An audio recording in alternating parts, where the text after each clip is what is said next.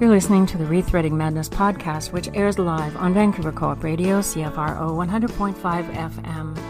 We are recorded and produced on the unceded traditional territories of the Squamish, Musqueam, and Tsleil-Waututh nations around Vancouver, BC. I'm your host, Bernadine Fox, and this is the show that dares to change how we think about mental health. Welcome to our show. I've never been further, knowing what the hell I'm gonna do. Today on Rethreading Madness, I'm talking with director Wendy Hill-Tout about her most recent documentary entitled Insanity. Wendy began as a writer-director on social issue films. Shattered Dreams was about one family's experience with schizophrenia, produced out of the National Film Board here in Canada. It was nominated for a Gemini Award, and No Place to Go was a film about homelessness, which won international awards in San Francisco and Columbus. Insanity, the film we are about to talk about, follows on the heels of those two, but brings into extreme focus her own personal story about a brother, Bruce, who developed schizophrenia and then disappeared in 1998.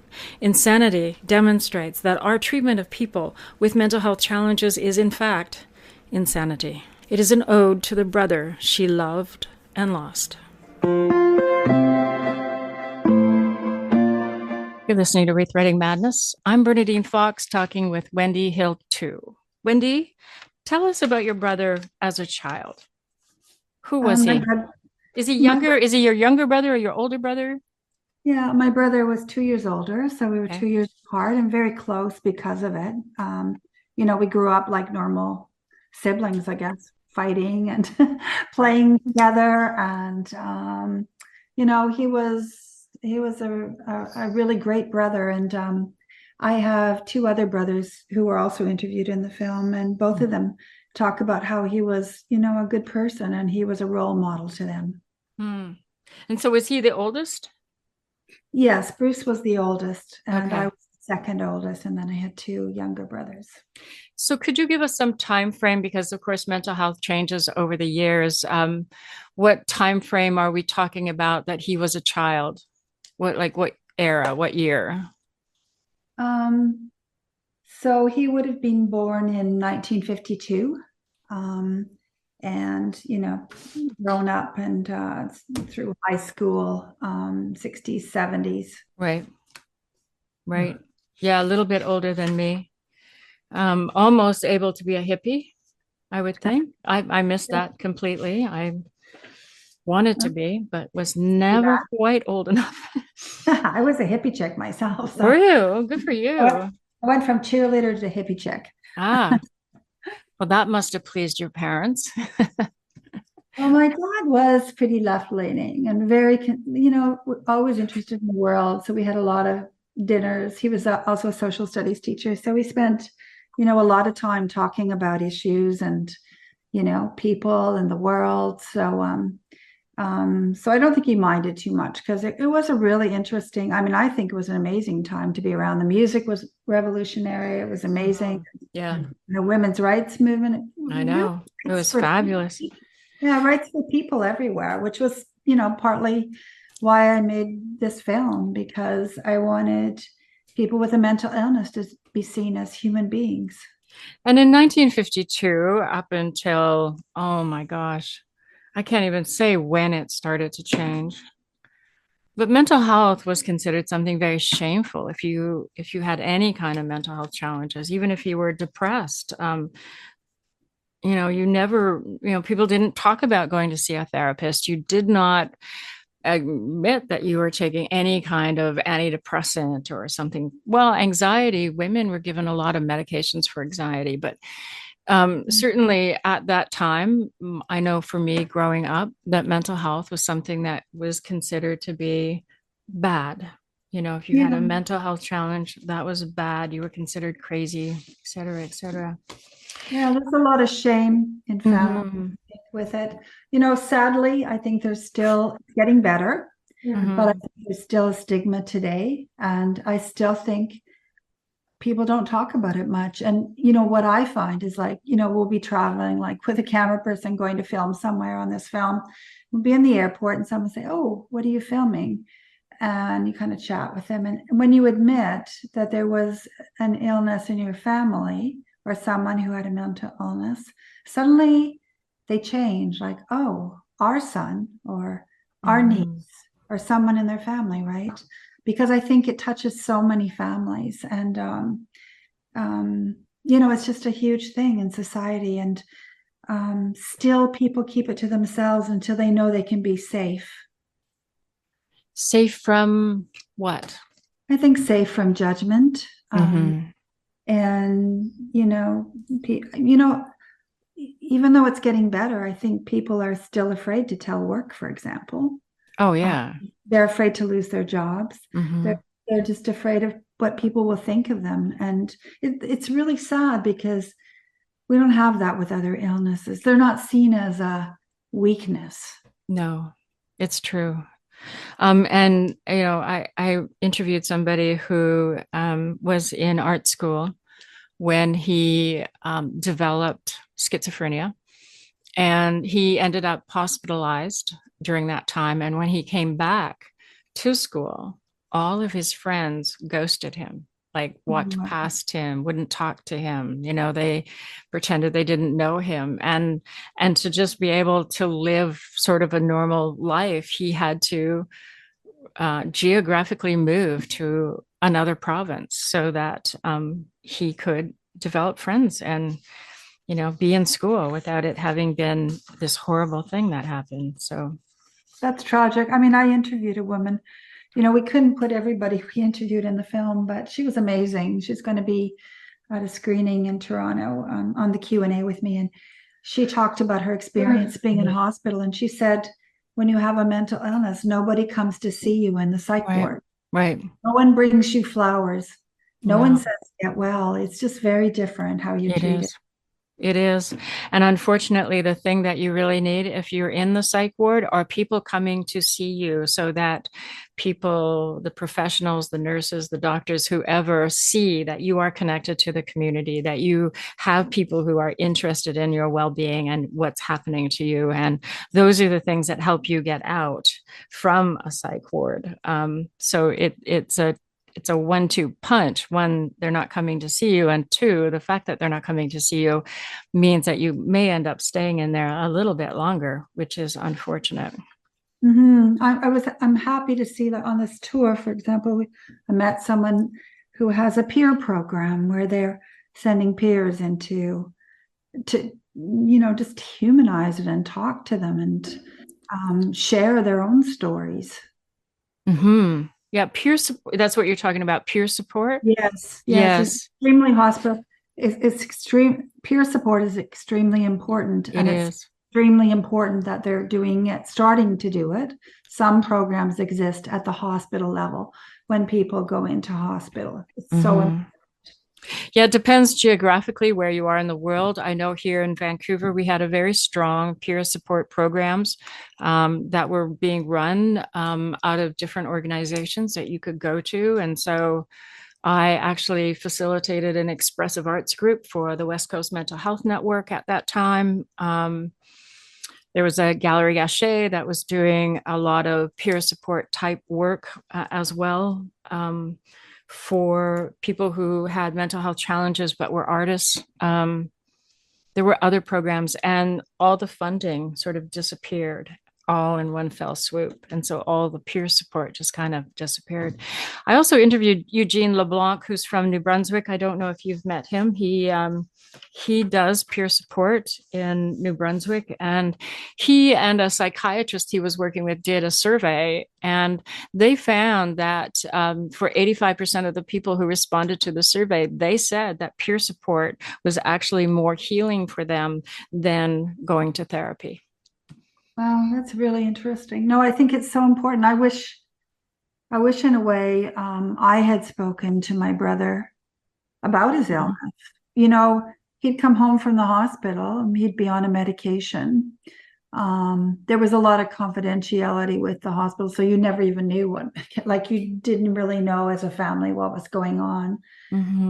Oh, it was hard to kind of be there too, but I wish I had talked to him more about it. But there was kind of a silence around it. Who do you think imposed the silence? Was it him, or was it society at large, or was it your parents, or? Definitely not my parents. My parents were really supportive. Right. Um, I don't know. I think so that's a society thing, right? I didn't realize how important it was to speak to him. And I Mm. was really happy to see, like, after he disappeared, I met up with one of his friends. He'd met him. My brother was an artist, and he ran a gallery at one time, and then later developed an illness on himself.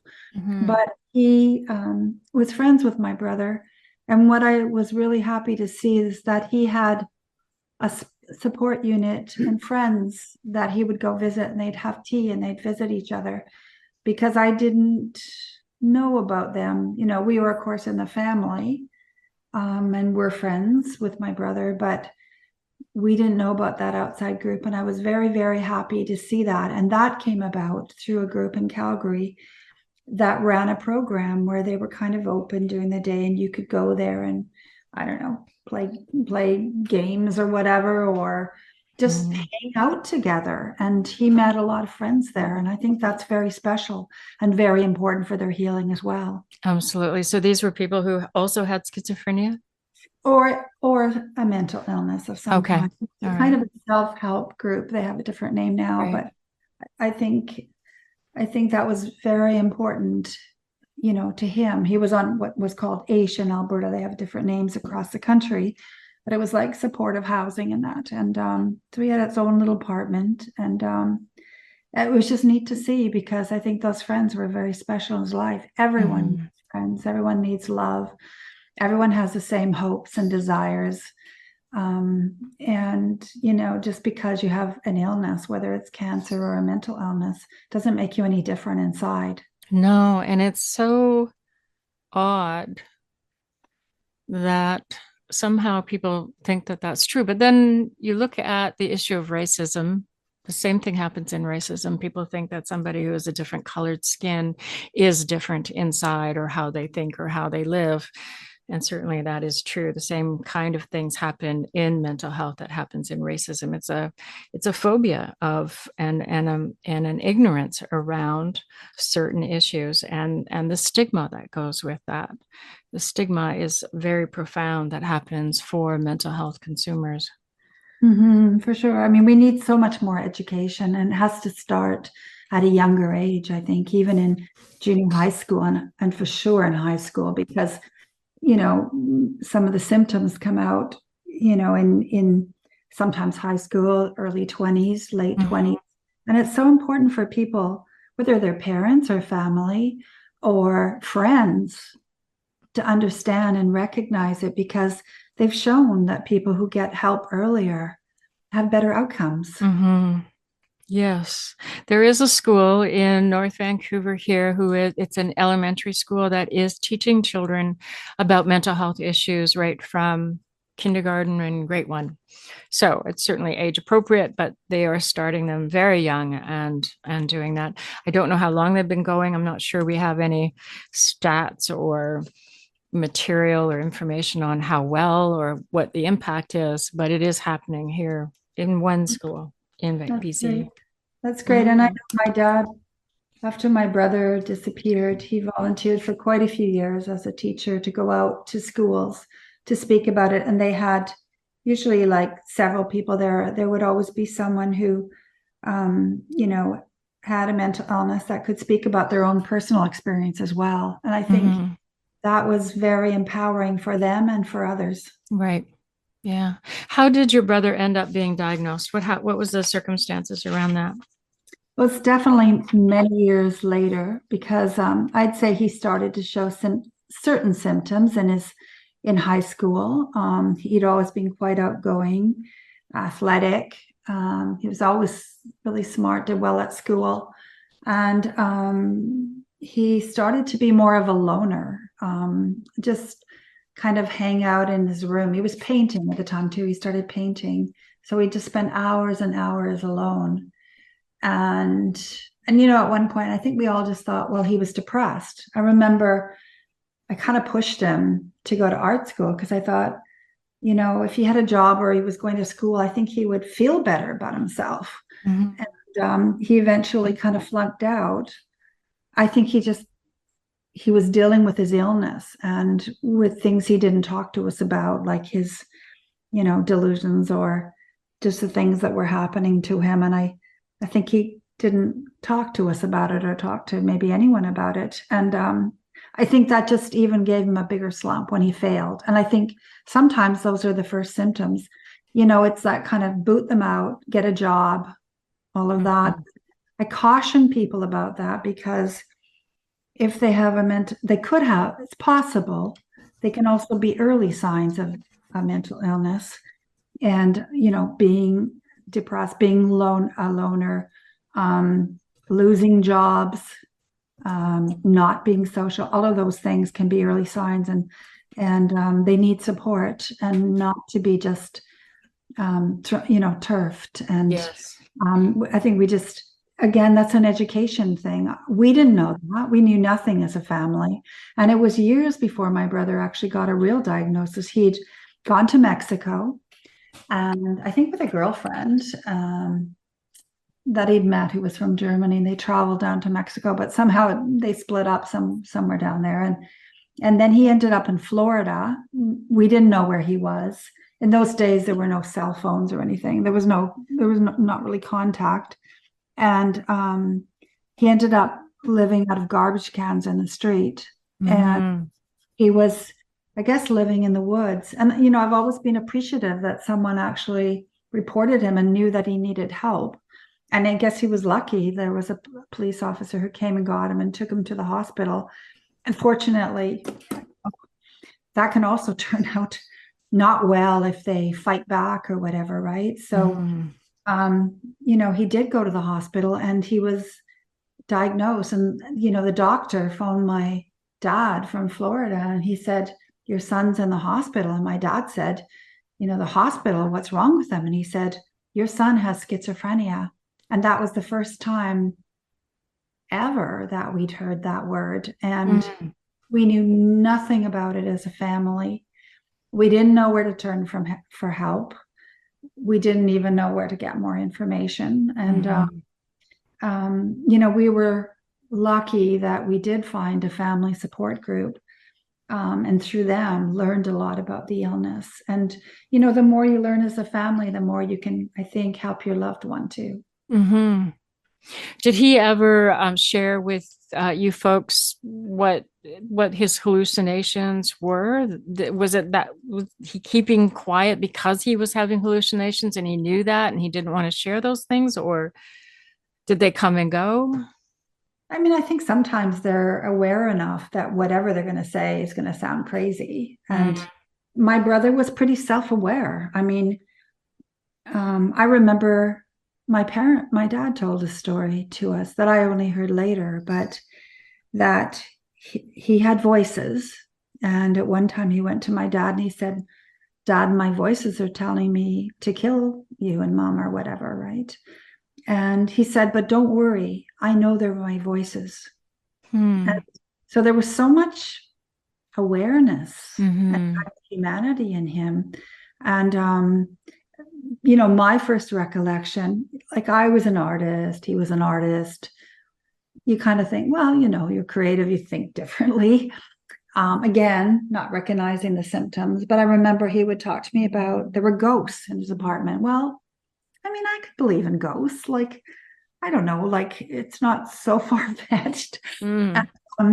So there were little things like that seemed, more normal, I guess. Right. I think where it really started to show with him was he would get quite paranoid. So he thought people were watching him. Right. That can be quite common if you suffer from paranoia. Yeah. I mean, it's actually quite terrifying. I think that's something sometimes people where there does need to be more education with the police and others, because they're so afraid. People are trying to kill them. My brother would get illusions of that all the time. And imagine what that's like. Oh, terrifying. Scary enough when you're home alone and you think someone's breaking into the house. Well, imagine if you're living with that day and night, the hell that you're living in. It's not fun. It's not romantic. It's not, poetic to have a mental illness. Right. It can be for someone like my brother, it could be with his particular kind of illness, it can be very terrifying. And I think, and I've certainly talked to people who suffer from depression. And when, people, I knew someone quite well who was had a manic depression. And, she described it. I thought it was such an interesting description of it. It really made me understand it a lot more. She said, it's like when you're manic, you go and go and go and go until you can't go anymore. And then you crash. Mm-hmm. And, I think that can be a life of hell too. Like maybe not the manic part, but the crashing part can be really huge. And I mean, I have been fortunate enough in my life, not to have a mental illness like my brother, but I did suffer for several days with postpartum depression with my son. Right. Only for a couple of days though, not 6 months like some of my friends. Right. And I can tell you, it was awful. I think I cried for 2 days. And, people call it a mental illness. It was not mental. It was physical. It was in my body. It was like my blood was coursing. Like it was just, and I'm sure people with anxiety feel the same thing. It's so physical. And it really understands something about it. This was not in my head. It wasn't like, oh, snap out of it, be positive. You can feel better. Yeah. No, when that happened to me, fortunately only for 2 days, and then it just went away. It was really physical, and I couldn't control it. I couldn't, think differently to change that. No, and that is certainly, as you say, a misunderstanding. You're listening to Rethreading Madness. I'm Bernadine Fox, and I'm speaking with Wendy Hill-Tout, who is a director of a film called Insanity about her brother. And we were just talking about the different difficulties around mental health and what happens. And one of the things that I did before talking with you today is just go and look at what are the numbers of police shootings and around mental health. And of course, we live in a country that, has a long history of difficulties around mental health and wellness checks with police, and certainly people being killed on them. And what it says here in Canada is that the experts are warning that there is a perfect storm as the number of police shootings are increasing. I think they're up 25%, this article says, from 2021 into 2022. And of course, now we're into 2023. So I just wondered if you could talk a little bit about what you heard as you're doing this film about the police reactions to mental health. I mean, for sure, I think that police departments in North America are looking at this and really want to do something. And they are concerned about education of their officers. I think what's happened is there's so many calls now. Like in Toronto alone, there are over 20,000 mental health calls a year.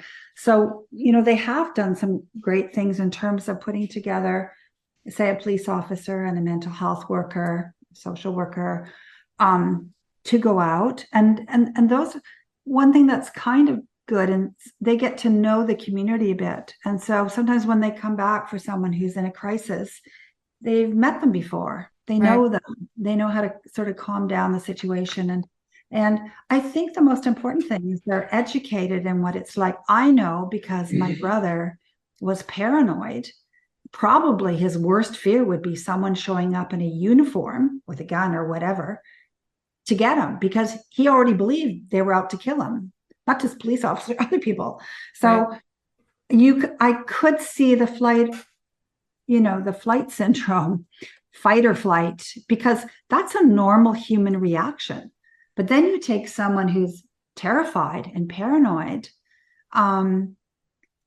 they could possibly run or, attack or whatever, because they think they're going to be killed. Yes. And so that has to get out there. I think police officers have to be really educated on what it's like when someone's going through a mental health crisis, what they're thinking. And, we also know that sadly, people who are suicidal and the family calls or their friend or whatever, that they can end up getting shot too. I mean, they're trying to commit suicide. Someone calls for help and then they get shot by police. And, Right. There's stories where, just there's too many of these terrible stories. And one of the reasons I made this film was to help educate, and just because it was just like, it's got to stop. Like, it's just getting worse and worse and worse. And we as a society have to stand up and say, no, this isn't acceptable. We have to do more. We have to put more money into these kind of teams that go around and into education everywhere. We can't just have 2 or 3 teams in a huge city or one country. Yeah, one of the statements here, it says insanity is about how we treat people. Insanity, meaning your film, is about how we treat people who are dealing with mental illness. It's insane. And so maybe you can talk a little bit about, you're talking about the police and how they're responding to it. Is there other parts of the system that you are saying are insane in terms of how they approach this issue? Well, it's our approach in general. Like, I don't know what this is, but we have this thing in our society about the best way to deal with mental illness is to lock people up. Mm-hmm. We think it's better now. It's not. We're still locking people up. We locked them up, in the generations where we look at it and we're horrified by them being in asylums and everything else. But now, like, when you look at the statistics in all over North America, over 50% of the people who are in jail have a mental illness. That's our way of society dealing with it.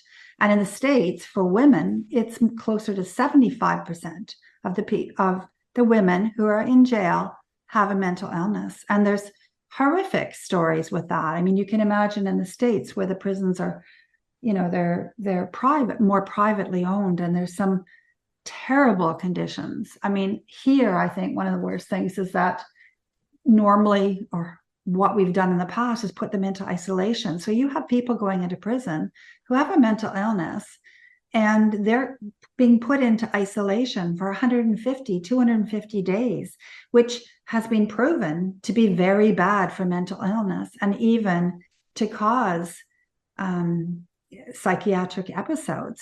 Actually, Amnesty International calls isolation the worst form of torture. Or at least it did a few years ago. So it is that bad. There's another place, though, that people get locked up, and that is in psych wards. And I don't know about where you live in Canada. I can talk about where I live in Canada, and that's the BC Mental Health Act, which is almost barbaric in that they can come on a wellness check and handcuff you and put them in the back in your vehicle and take you to a psych ward. They don't have to tell anybody they've done that. Nobody is informed where you've gone. They can put you on antipsychotics and Ativan and whatever else they want to. They can force treatment on you for up to 3 weeks before you're allowed to have a hearing and have somebody talk on your behalf or have a lawyer or. And so by the time 3 weeks comes along after being on antipsychotics, you are no longer mentally competent. So that's our BC mental health system. And so prisons are one place people are locked up, but psych wards are another place. And we have this idea that only happens if you're a danger to yourself or others, but that is not always the case here. I don't think we see that where I am. I think in my brother's day, it was probably a little bit easier in that what I mean by easier was you didn't have to wait at least an emergency so long. I mean, you can imagine trying to bring your brother or a family member to emergency where they don't think anything's wrong with them, but they're suicidal or they're threatening others, or they're just like, they think they're out of it. They think they're Jesus Christ, or they have these delusions of this, that, and the other thing, and they're living in hell. And you have to take them to sit in an emergency, and they don't want to be there. It's a very, I come from kind of, I guess, the family point of view, which is, it was incredible. Well, first you go through as a family member months of kind of, we used to have discussions. What are we going to do with Bruce? He's gone off his medication. He's not doing well. He's really sick, and we don't know how to get him to the hospital or get him treatment. So we went through an incredible amount of guilt and just, trying to see what to do. But certainly at that time, and it's true of many places for sure in the States, there was a 72-hour rule where after you finally went through months of trying to get them help, you got them in, but they would only keep them for 72 hours. And 2 hours is not long enough to get stable on any medication. When you go on an antibiotic, you have to be on them for 10 days. Like, Right. it just doesn't do anything. And by then you might not have even hardly seen a doctor for a couple of days. This is not to say that I think that the whole hospital situation is a good one. I do think we should have places where people can go in crisis that are more home-like. I mean, they're already suffering, and the more kind of home-like, and I don't know, everyone knows like hospitals are more sterile and stuff. It would be nice if we could do much more in the community and have more community services. It doesn't mean we don't need hospital beds for the most ill, but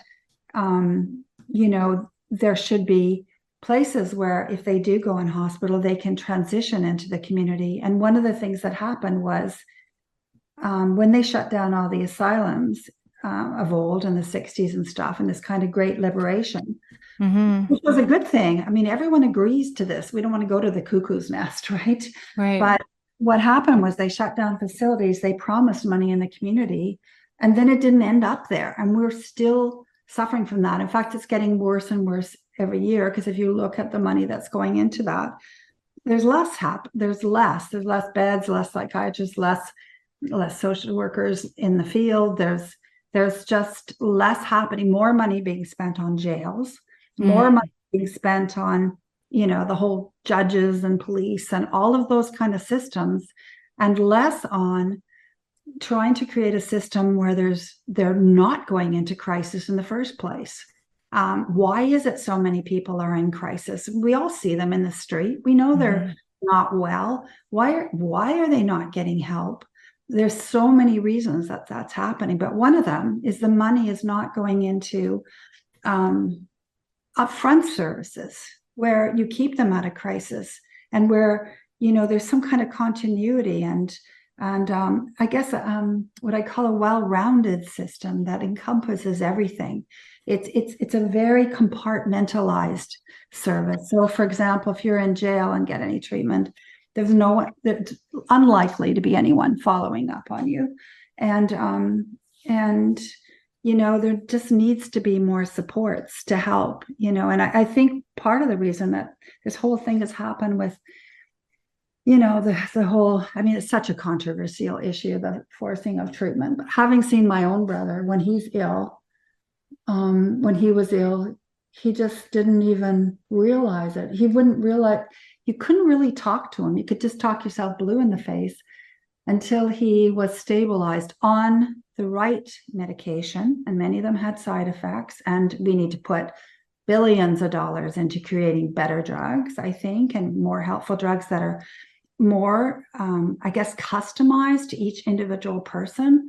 There needs to be so much research done in that area. And then I think we'd see a lot more help for people, because part of it is that really the medications haven't changed much in 40 years. Some of them have less side effects, but they're also quite expensive. So unfortunately, some people don't end up getting them because it costs much to give them the ones that have less side effects now. So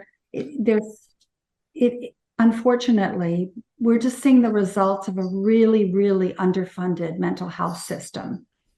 Yeah, the other thing, there are people out there who are more critical of psychiatry and who, point to the proliferation of giving people antipsychotics, even if they're not psychotic, as a form of control. And so it makes me wonder, as you're talking, whether or not what you're describing is a system that's moving towards not helping people have better lives, but ensuring that people are controlled so that they're not causing problems. And those are two different outcomes and two different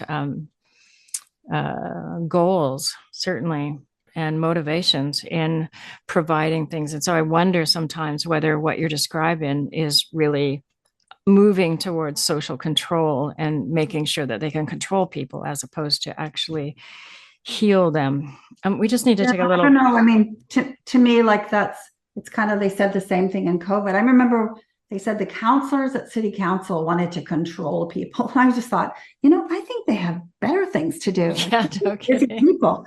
So I don't know if I don't think anyone out there wants to control people. What they do have is, for sure, we're seeing it in every city.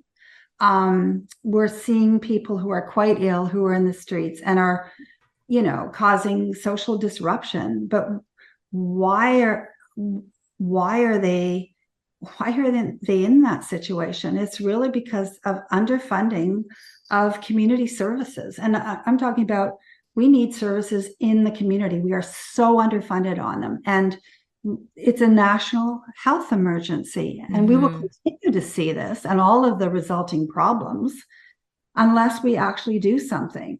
Wendy, your brother disappeared. What happened? Where was he last seen? What do you know about that? No, he was in Calgary. He'd actually been doing quite well for quite a number of years. Was stabilized.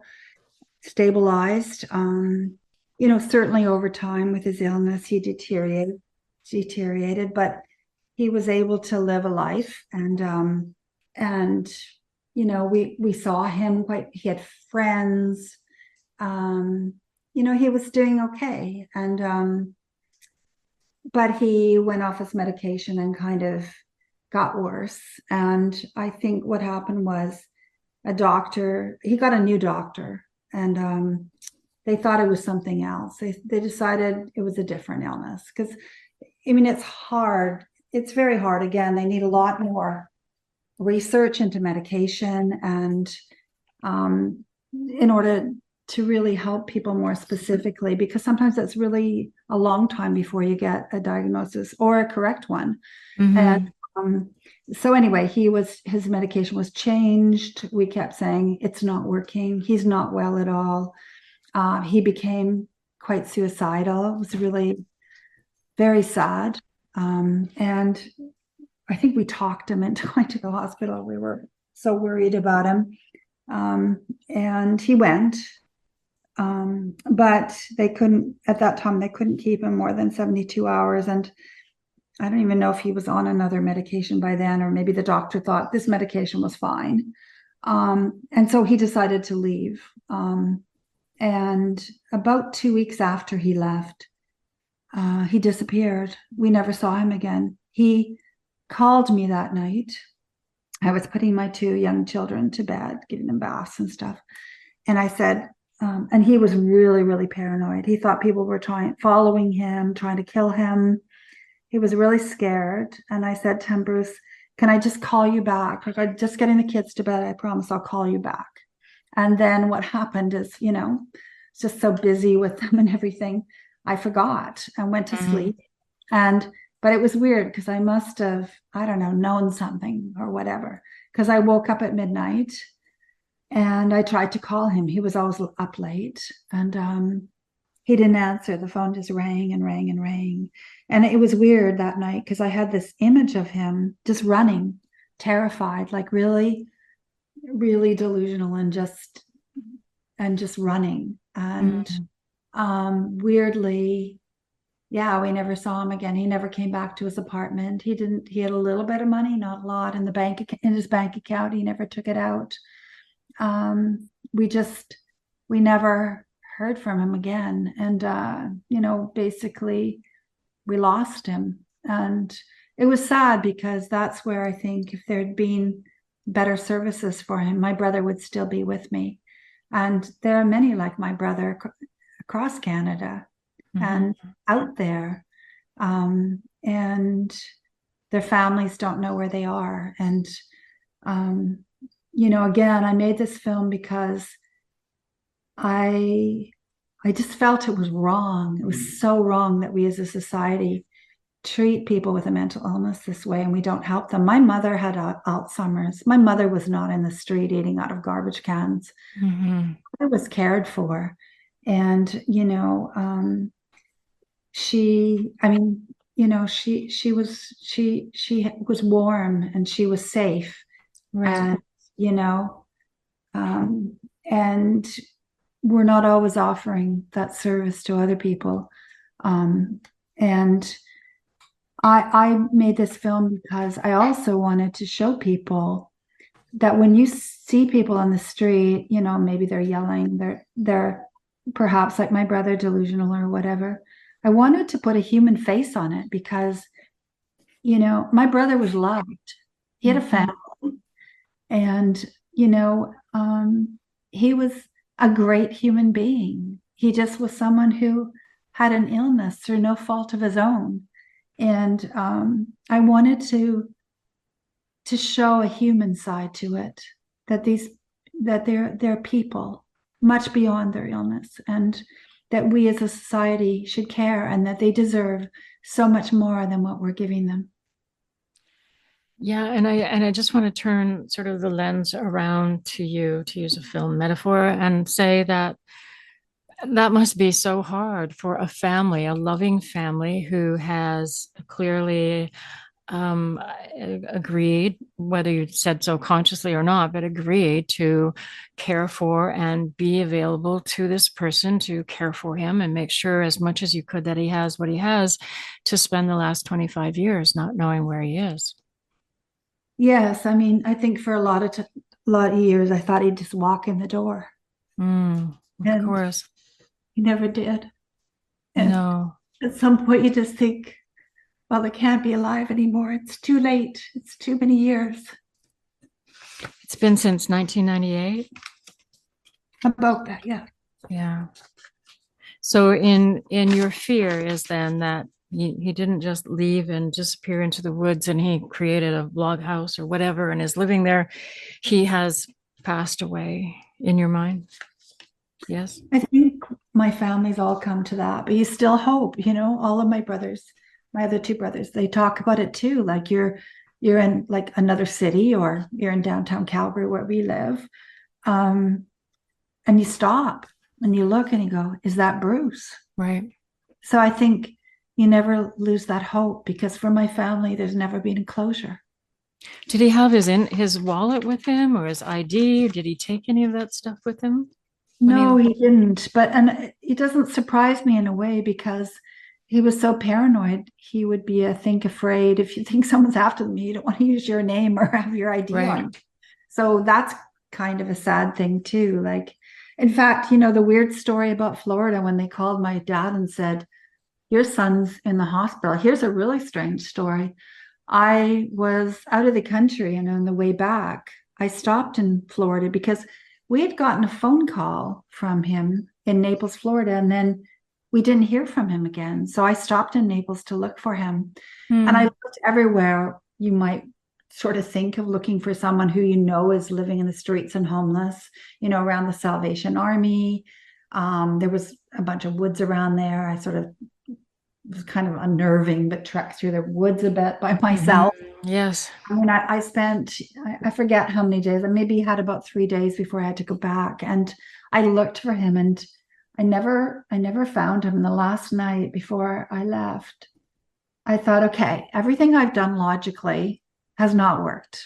And I'm just gonna, I don't know, follow my instinct and see where I end up. And weirdly, I ended up right outside the hospital in Naples. Wow. And I sat in the car. I had to go, like my plane was going to leave that night. I didn't have much time left. And I thought, but if I go in and if I ask for him, he probably didn't use his own name because he's Right. afraid. So I never went in. And then 3 days later, my dad got a call, and he was in that very hospital. That's wild. Wendy, that just gives me chills. Have you done the same thing this time? In terms of looking for him, Yeah. you know, here's a weird thing too. I have a friend who, she was in a movie I did with Phyllis Diller, and she played the psychic because she's in real life a psychic. Right. And she has said over the years, she doesn't see that he's passed away because she doesn't see that his soul has passed. And she's said to me for a number of years, she thinks he's living by the water, like probably out in BC or whatever. And maybe he went back to Florida. I don't know. And I said to her, but why hasn't he called us? And she said, he doesn't know who he is. Right. Yeah, and that was something I thought of as you're talking, as if he got picked up without any ID and sent to a hospital, he could very well have ended up with ECT. Yeah, I'm not sure he would have that because I think they give that more to people with depression, and he was Yeah. diagnosed with that. But Yeah, I not anymore. Not and I don't know about back then, but I do believe that yes, they think that it's at this point in time, ECT is given to many, many, many different kinds of people. So they kind of use it for everything. Yeah, I've never seen it with someone with my brother's illness. And Yeah. again, it's a very controversial issue, isn't it? And um, certainly we all have the old horror memories of, I mean, we can't go back. We can't go back. No, no, That no, thing. no. We, there was people through centuries with a mental illness have not been treated well by society, but we have no excuse anymore. We have no excuse, and we need to do more for them. We need to help more, Absolutely. and we can do more. I think we need the political will, and the only way we're ever going to have the political will is by people speaking out, by writing letters and saying, we need to put more money into community services and helping Right. people way further down the line, and some of the kinds of things we've talked about, like the peer supports, the help for families, that community supports. We can do far more as a society, and we need to take action to do that. Yeah. And you have a call for action that goes along with the documentary. So I was hoping that maybe you could talk a little bit about where the film is going to be aired, or no, I guess you don't, it's screened. Where is the film going to be screened in the next little while? Yeah, we're screening across Canada, and right now we're mostly in Southern Ontario, screening in various locations there, from Guelph to Hamilton, Toronto, Windsor, but and later in June in Edmonton and a few other places. And we'll continue to have screenings if we're asked to across the country. But for sure, once it's been through the theatrical run, which I think is so important, because we have Q&As often with some of these screenings, at least one or two in a city. And it's really important to bring the community together to speak about this. We need to talk about the issues more. So that's why I wanted to do a theatrical release, was to bring the community together. And then after that, it will most likely be on TV and also on streaming services across Canada. So it will be available for people to see. Right. And you have an action campaign letter that you're sort of promoting out there. Can you tell folks a little bit about that? Yes, I mean, we're pushing for people to write in letters to say that that there's a mental health be declared an emergency in Canada. We have a very serious problem, and we need to address it. So that's one of them. And then also, really, that we need to see more funding. If you look at some of the Western democratic countries in Europe, they're putting 10% of their healthcare budget into mental illness, and across the board.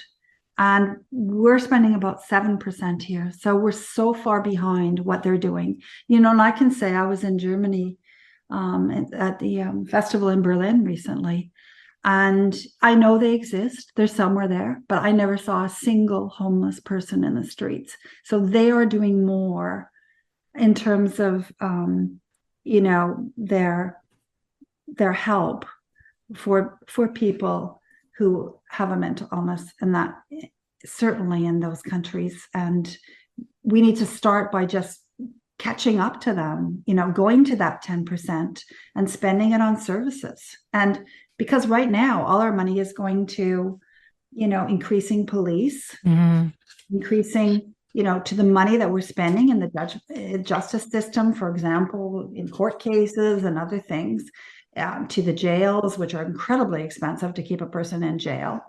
And we're not spending the money where it's most needed. We're just reacting instead of acting at the front end. Right. What do you think would have helped your brother the most?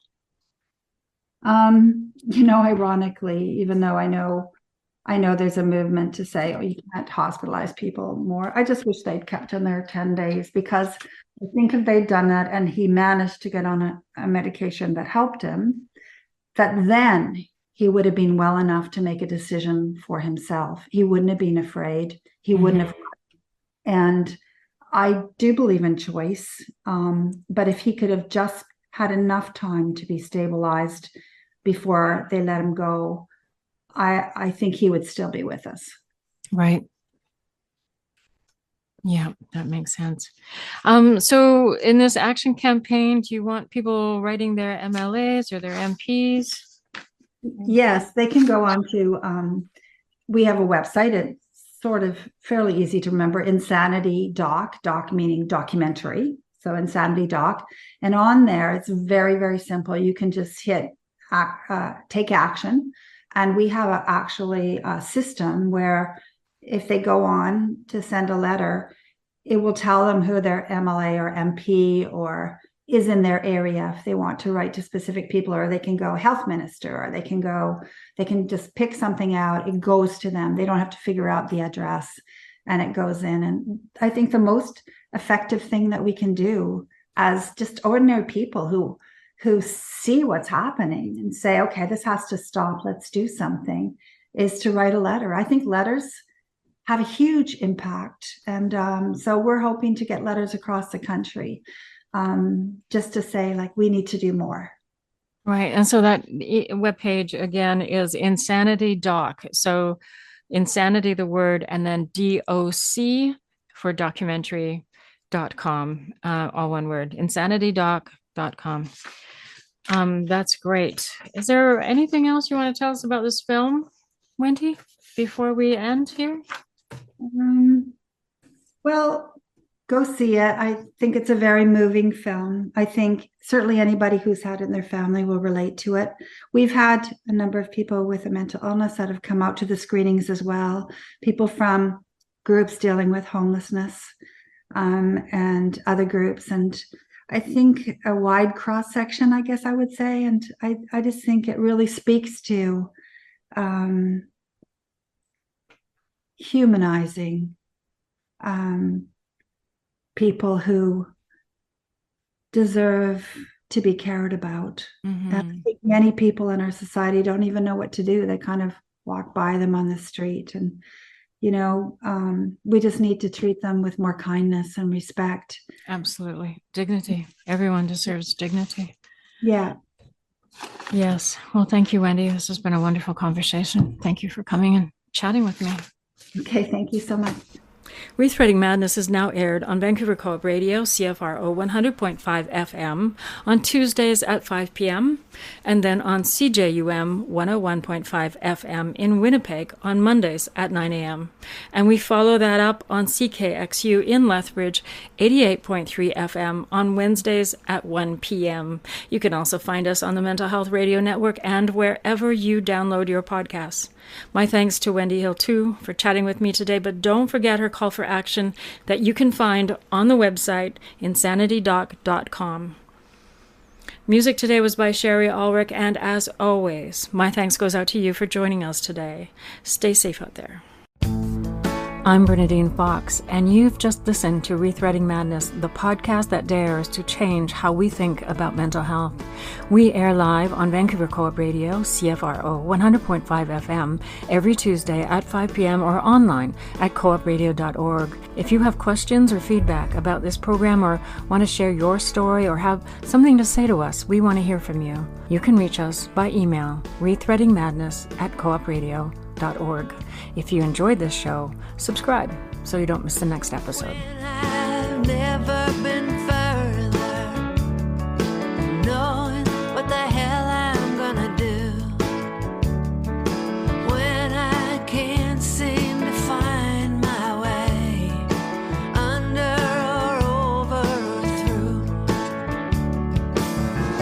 Just when I'm ready to give up the fight, there you are when we turn out the lights, and it's alright.